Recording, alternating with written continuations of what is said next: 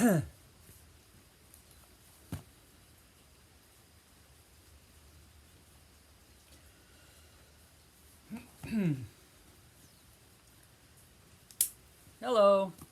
my name is Trace Perot. This is the channel called 20 at 70. This is video number 6.0. The date today is 12/23/21, 2 days before Christmas, and Merry Christmas, everybody. I created this channel because I'm going to be 70 in about 5 months, and I feel like I'm 20. In fact, I feel much better than when I was 20. I have more energy, better health, more stamina.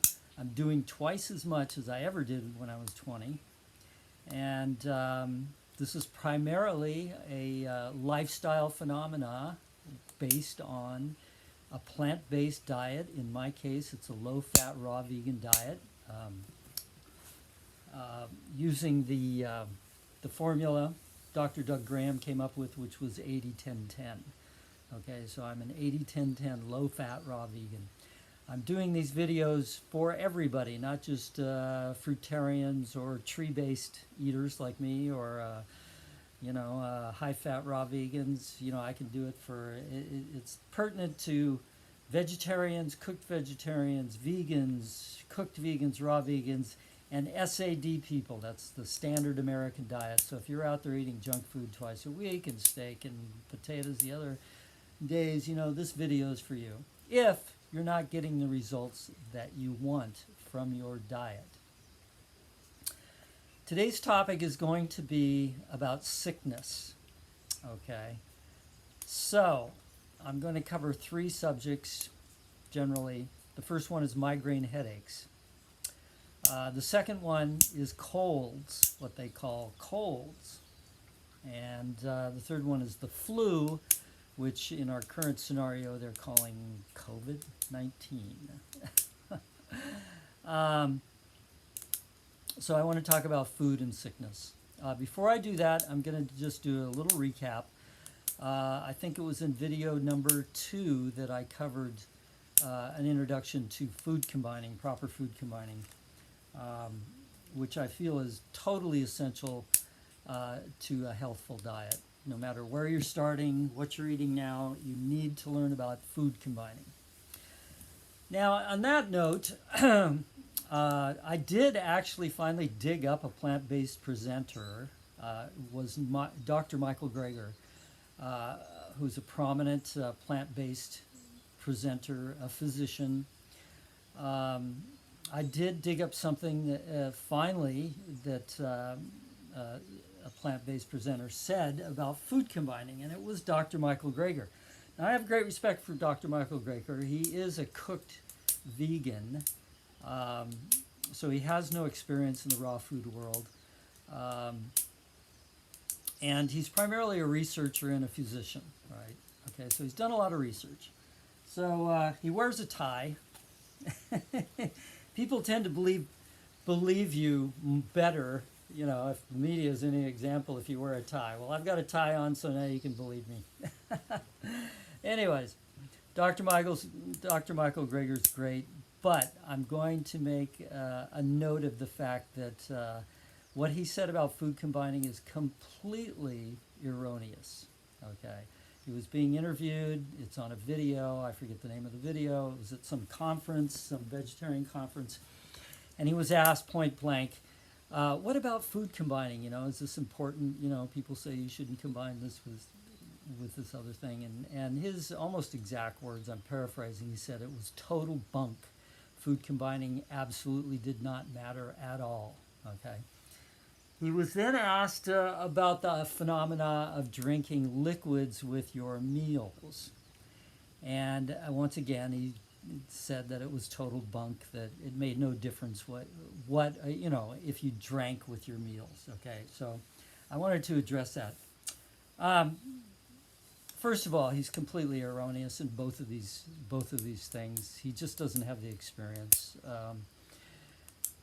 He's a researcher, so you're not going to be doing research on people doing food combining. Okay, what are you going to do? Sit somebody down for the next 10 years or 5 years and and give them a steak and potato dinner, and then sit somebody else next to them and just have them eat the potatoes.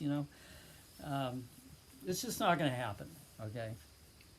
Food combining originated with what's called natural hygiene,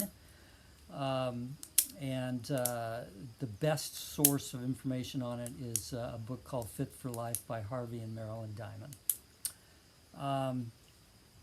So we're immediately seeing the limits of research, clinical research, whatever, academic research, and lack of experience, okay? Because food combining, ever since the first day I became a vegetarian, food combining has been on my plate, and literally, and it makes a huge difference in your energy level. It's got to make a huge difference in your health, right? Because it is the best. Proper food combining is going to clean up your digestive processes, going to make more nutrients available to you, irregardless of what you're eating.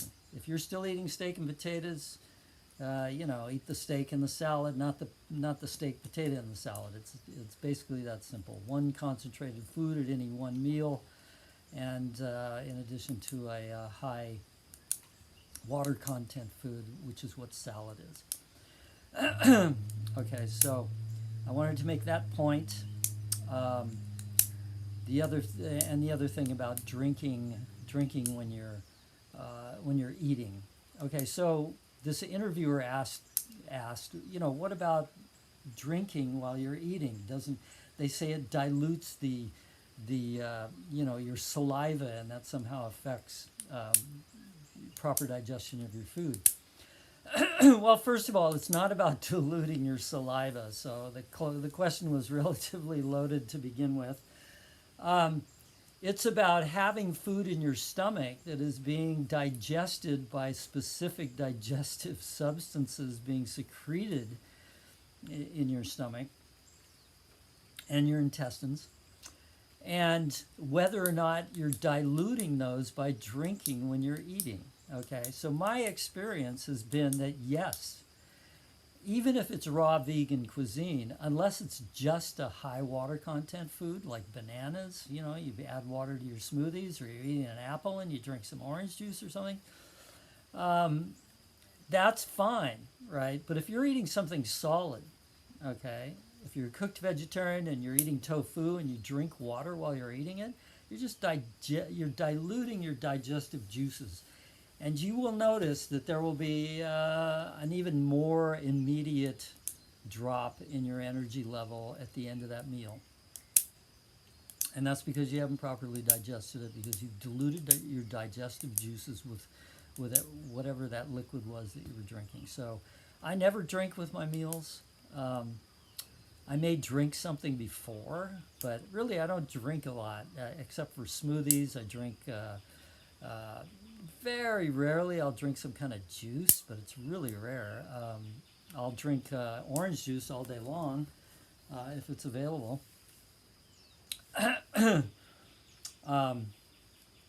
So, it's not an issue for me, but it is an issue for a lot of people because they're used to drinking stuff when they eat, okay? So I just wanted to make that point. And, of course, Michael Greger totally discounted that. I don't know if he wasn't aware of the fact that if he was just talking about diluting your saliva, right, which has nothing to do with, what the issue is, which is about diluting the digestive juices in your stomach. Anyway, so that's that. So let me start.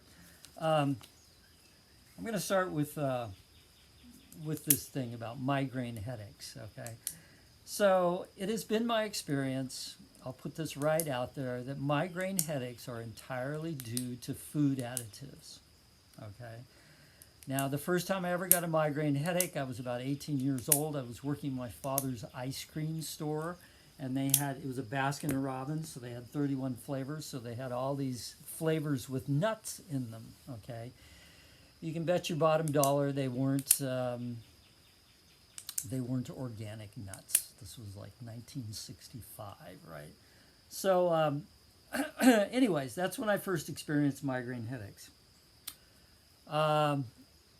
And before that time, really, I had not eaten a lot of nuts. I don't remember eating a lot of nuts as a youth. Okay, you might have peanuts, or whatever, but suddenly nuts became a prominent thing because I was eating, ice cream, right? Working in an ice cream store, you tend to eat ice cream, and so I started getting these headaches. Um, and then, I don't remember having a lot of headaches, up to the time. From that time on, I would have an occasional headache, but by the time I was into yoga, which was 1990, and eating healthfully, eating low fat, raw vegan, not low fat, but eating raw vegan cuisine, sickness basically disappeared. Okay, even on high fat raw vegan. Prior to that, I used to be plagued by 2 or 3 major colds every year. Okay, those kind that just knock you out for 2 weeks and then you're coughing up phlegm for the next 2 weeks after that. Okay, I'd get on average 2 to 3 of those a year. When I started in with initially vegetarian food, and then for like the first year, and then got into raw food, those colds completely disappeared.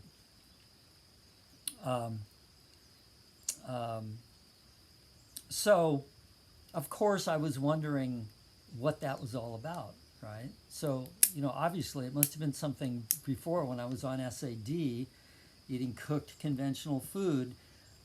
There was something in there that was making me susceptible to colds, all right? At that time, I didn't realize, of course, that colds are not a virus, okay? They've never discovered the cold germ. I don't know if it's just convenient for the pharmaceutical industry to sell you things that are going to combat some virus or keep you from getting some virus, But, I was wondering about that, and I was paying attention. I ran across a holistic doctor of some sort who had come to the conclusion that that a cold was actually not a virus, okay, and that it's not contagious, okay. A cold is a cleansing process, and the way it plays out is that certain kinds of foods, okay, in your body create waste products that you need to get rid of. You need to cleanse out of your body. Primarily, the highly acidic cooked food, inorganic cooked food that you consume on an SAD, standard American diet. So, basically, what it amounts to is that your body has to cleanse, and it is triggered to cleanse by a change in temperature, and that change in temperature usually happens at the turn of the seasons, okay? This initiates a cleansing process in your body. I mean, that's why you get congested in your lungs and your throat, and you start coughing up all this phlegm, and you're sneezing and all that stuff. You're getting rid of all this, what I call acidic substance that your body doesn't want, that can't get rid of it any other way. And the reason why people get colds all at once, right? If you're with a family, or even people say, oh, there's a cold going around, don't catch the virus, blah, blah, blah. Well, fact is that, if there's a temperature change associated with the seasons, the seasonal change in the weather, people are going to start cleansing at the same time. I mean, your body's sensitive. It was created, it evolved, it existed in nature for millions of years, and it has this mechanism, okay? Probably not a mechanism that was used by original human beings, but when they started eating cooked food and animal products and everything else, voila, we started getting influenzas and colds and whatnot, and all that stuff, pneumonia, blah, blah, blah. So,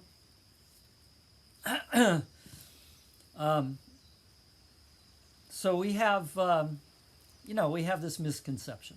Okay, this misconception is based on accepted science. So the point there is that we don't want to accept science all the time. I mean, science is a useful tool, but it's not the word of God. Okay, so so I completely was cold free and have been essentially for 30 years. The only time I ever got a cold, and this is an interesting illustration of what cooked food, certain types of cooked food do, is in the first year that I was vegetarian and I was still cooking food, I still got the colds. Okay? Not as severe, but I still got that. Once I turned raw, they disappeared, right? But in the initial stages of being raw, like within the first year, of course, I did a little bouncing back and forth. I thought, I want to have something cooked, So I had gone probably at least a year without any colds. And one night I was on the East Coast and it was cold. It was like January and snowing and everything. I thought, wouldn't it be great to have some potatoes? They must be okay, they're raw or they're vegan. And so I cooked a couple potatoes and I did this for 3 or 4 nights in a row, actually. Sure enough, about 2 weeks later, I got a major cold. Okay, knocked me out a couple weeks. Okay, so obviously, the evidence is there. There are certain kinds of foods that if you cook, and this is my perception in terms of acid and alkali composition or makeup in your body, which Dr. Doug Graham illustrates or says, makes very clearly that that's a very, very narrow range, that your body works to keep you within a certain acid-alkali balance, okay? What I believe, and I'm not a scientist, but it certainly looks like this is the case, is that something like a cooked potato, it may be minute, but it throws you into a slightly higher acidic state, okay? And I call these acidic foods. I call all cooked foods acidic foods, partly because of that reason. So your body has this method of storing this acidity, but then at some point it has to get rid of it, and that's what a cold is. It's a cleansing process. So as soon as the temperature changed, maybe I was on the East Coast, maybe it got 10, 20 degrees colder, or maybe I went outside with wet hair, to go cross-country skiing or whatever, whatever it was, it sparked this cleansing process. So, I wanted to make a point about that. So anyways, certainly on a raw vegan diet, and most definitely on a low-fat raw vegan diet, you're not going to get a cold, okay? It's not going to happen. I haven't had a cold in, probably 28, 29 years, okay? I have not had a cold, okay? So there's no other explanation for it. It's not a virus. You don't catch it from anybody. It's something that's totally a result of consuming foods that are tipping the balance on your acid-alkali, composition. Another thing I want to add to that is in that first year of being a vegetarian, I read somewhere, I forget, I read a lot of books by a lot of health-oriented people, holistic doctors and all that stuff, that there are 3 grains that do not tip that acid balance, upset that acid balance, and those are quinoa, millet, and amaranth. So I definitely had the experience in the first couple of years there when I was on plant-based that I could eat cooked amaranth, cooked millet, and cooked quinoa and never get a cold or never have the experience of congestion or whatnot. So if you are transitioning from SAD or you're still on cooked vegetarian or cooked vegan, you don't have to worry about colds if you're eating cooked grains of those 3 varieties, okay? I don't really know about pasta, flour and all that kind of stuff. Definitely not good for you, but definitely those 3 grains you can consume and pretty much not have to worry about getting a cold. So then I want to talk about the flu. Okay, if you look into it, I went to the source, Hippocrates. All right, if you read the books that Hippocrates wrote, I forget the name of the primary one. He will tell you that human beings create an internal environment which causes them to be sick. Okay, so we have control over that to a large extent. Not necessarily when you're exposed to environmental toxins, but in terms of what we eat, we have control over what makes us sick. We create an internal environment, and that is going to be either receptive to sickness or non-receptive to sickness.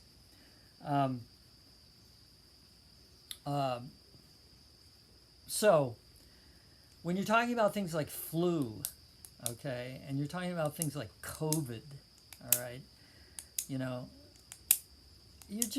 don't have to worry about it. If you're a low-fat raw vegan, even if you're a high-fat raw vegan, or even if you're a vegetarian, there's very little, more so if you're a vegetarian. But really, I don't worry about it. I'm totally not worried about it. Even if it does exist, which I have my doubts, exist as some kind of more severe flu, there's very little possibility it's ever going to affect me, even if I test positive for it. I mean, it's kind of ridiculous. Part of the whole phenomena, the quote-unquote pandemic, is that people just eat crappy food. Right now, worse than ever, there are so many addictive, acidic, horrible substances in the food that SAD people, which is 99% of the population, consume, that their tolerance, their resistance to flu is way less than it was 30, 40 years ago, okay? My dad lived to be 89, my mom lived to be 93. They never saw the inside of a health food store. It was SAD their entire lives. And, sure, they got the flu, right? And they wound up eventually getting chronic disease that made them pass on. But nowadays, you can't do that. I mean, you got to be, if you're eating an SAD, by the time you're 50, you're loaded up with medication, okay? And, in your 60s and 70s, you're slow as a board. You're out of it, if you're on SAD. Unless people take stimulants, to get energy and stuff like that. So you'll find some 60, 70, 80-year-olds that appear to be very energetic, but you don't know what's going on internally. If they're on SAD, there's some serious problems.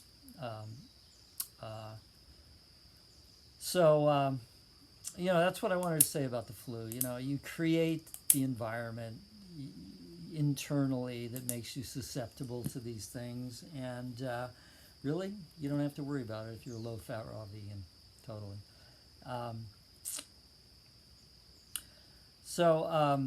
The last thing I wanted to talk about was the migraine headaches. I started to talk about them, and I left that.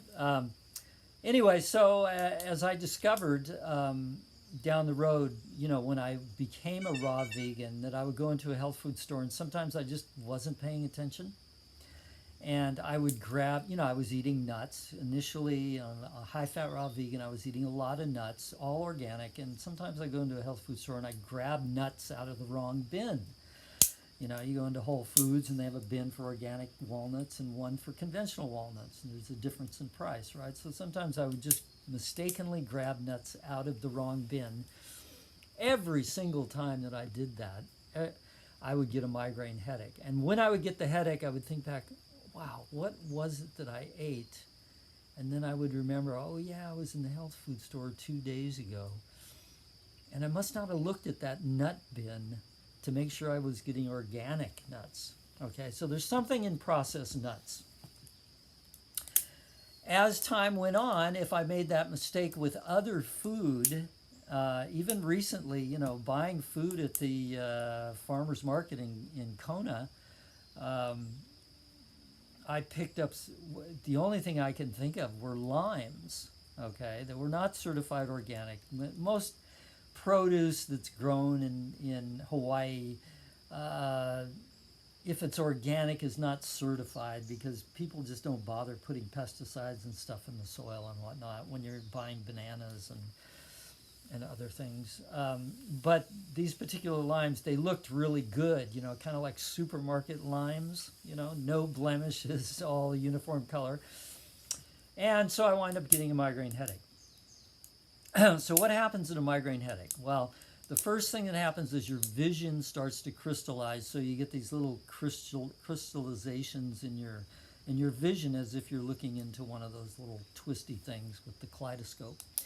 Although it's not color, but your vision starts to crystallize, and then it kind of permeates all over your whole field of vision. Okay, so since I have been into yoga for 30 years, the obvious thing for me to do was to do a headstand. What a headstand, when I get that crystallized vision.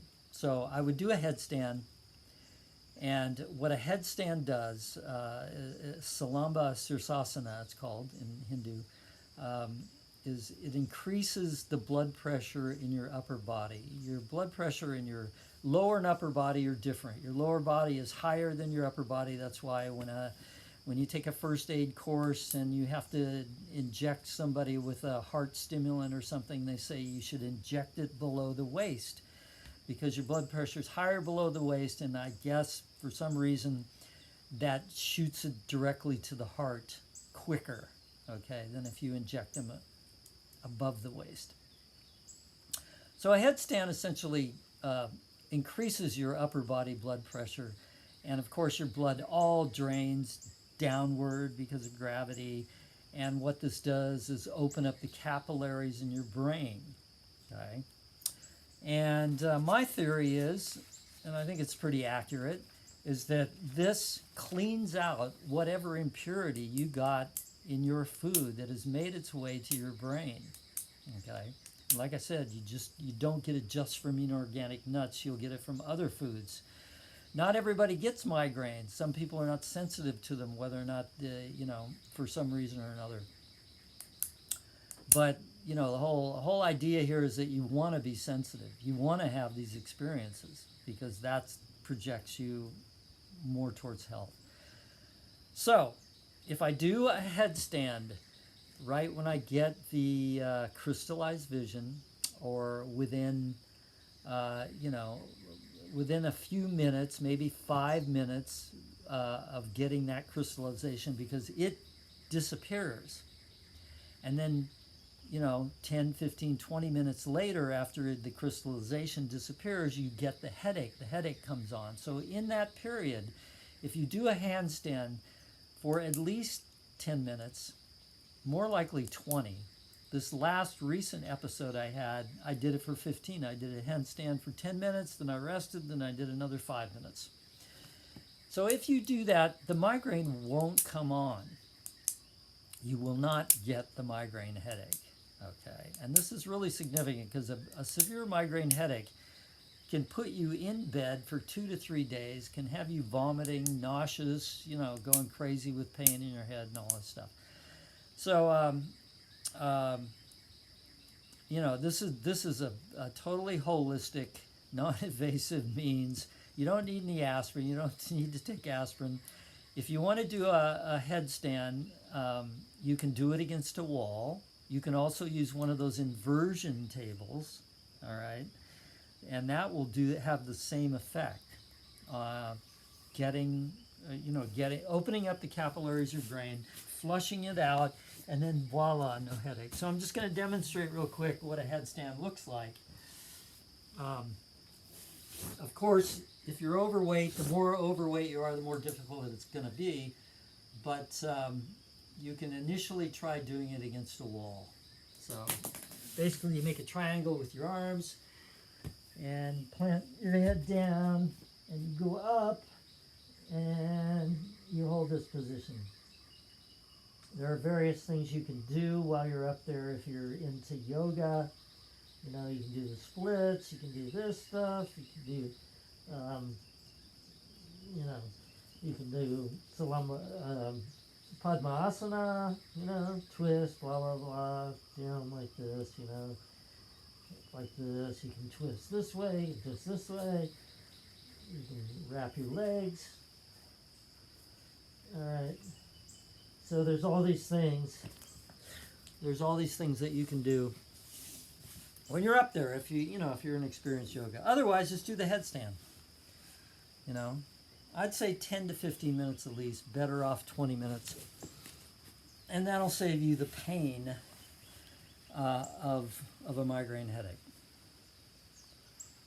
So that is what I wanted to cover today.